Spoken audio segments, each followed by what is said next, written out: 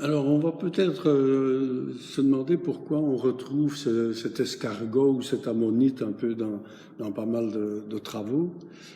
C'est parce qu'un jour, j'ai fait une gravure et il y avait deux formes qui ressemblaient plus ou moins à des escargots.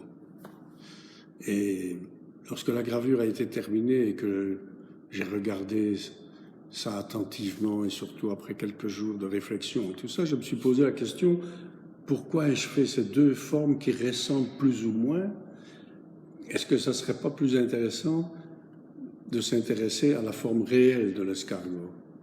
C'est comme ça que j'ai commencé à faire les escargots, les ammonites, les spirales, parce que tout ça découle.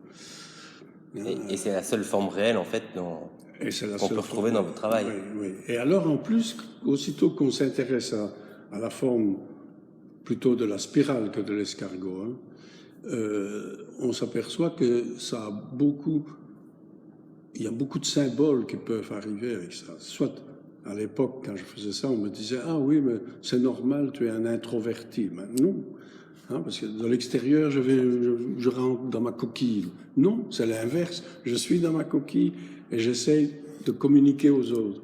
Ça, c'est une première chose.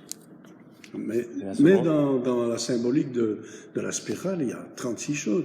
Et puis, plus je travaillais ça, plus je me rendais compte que, par exemple, c'est un signe qu'on retrouve dans toutes les civilisations. Donc, c'est quelque chose d'important, pouvoir parler le même langage que d'autres, quoi.